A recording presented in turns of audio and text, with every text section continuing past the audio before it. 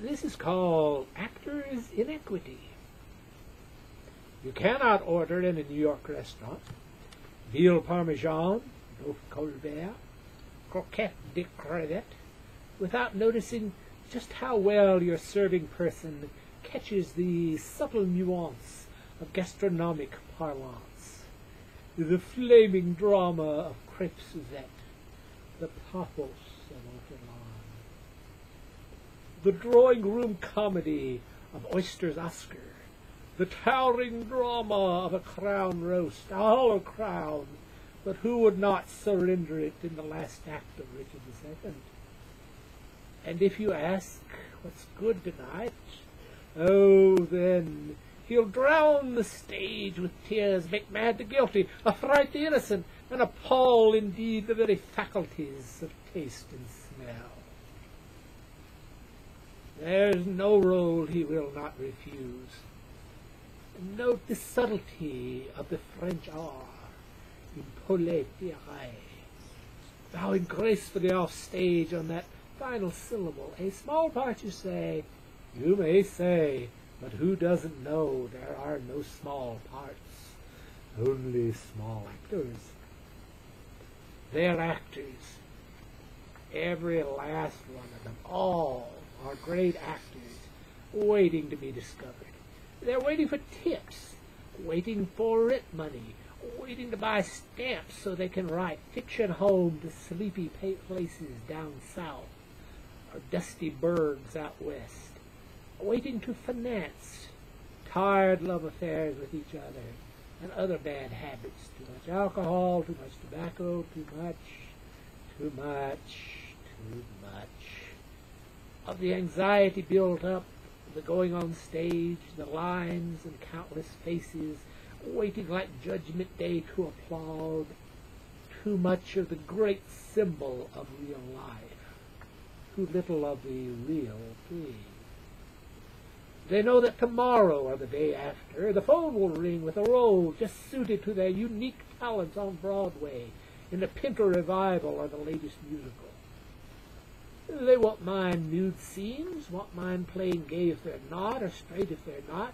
They won't mind, wouldn't at all mind, even if the least bit, if only the great gleam subway car would arrive for them, even if it's late, very late, all but too late, never too late.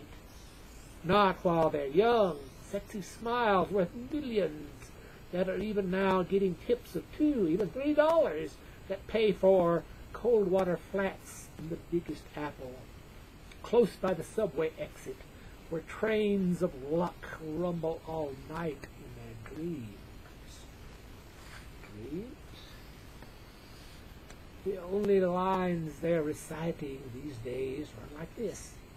You have blue cheese, ranch, Thousand Island, or vinaigrette. Rolls or potato with that. Rolls! Who wouldn't kill for a roll? For the sweet worship of hand upon hand, for the amorphous and immeasurable love of countless strangers, faces in the darkness, pouring for love, who do not sit and figure tips to the decimal point that is sharper than the death of beer, how sharper than a serpent's tooth it is to have thankless job. The job is to flirt with those who look flirtable, joke with the jokey, imply the joys of drunkenness to dry-looking souls just before the whiskey's watered for the night. Lines, but the wrong lines. Hardly practice, but it's practice. Lines. But they say them so well. Notice the careful raise in the voice that suggests the question. Dessert? Desserts in this desert of the fine arts. But notice the inflection, perfect inflection. Even if the salad's wilted, even if the steak is tough, still they learn to say it all so well, hoping, knowing someday,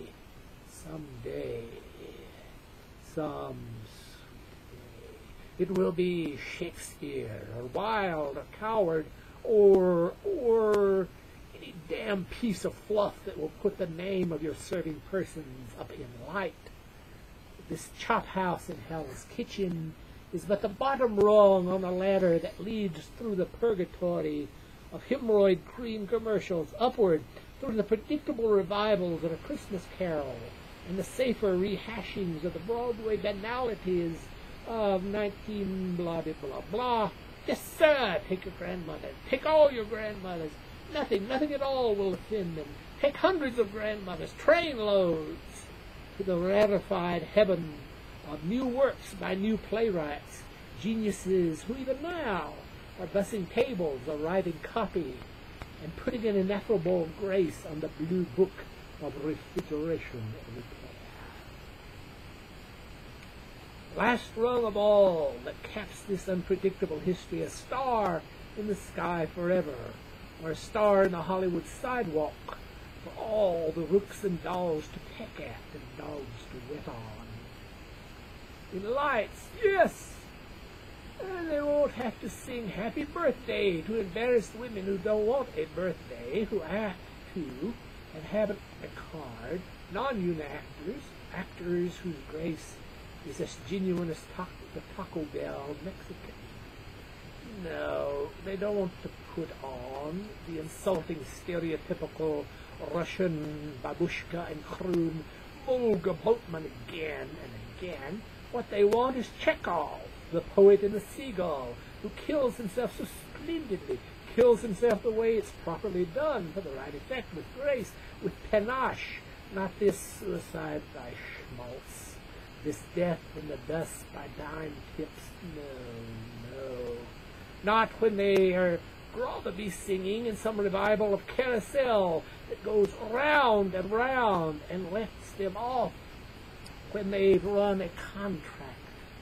Lets them off still busy on the side where the money is, where the fame is, where the mansion in Beverly Hills is, with umpteen rooms and even more bags, and a broad green swathe of money all around, where flowers of Andrew Jackson and U.S. Grant bloom greenly, tended by a Mexican migrant named Illegal, who has already found his dream, sending sweaty dollars back to a city smaller than New York, lost to dust.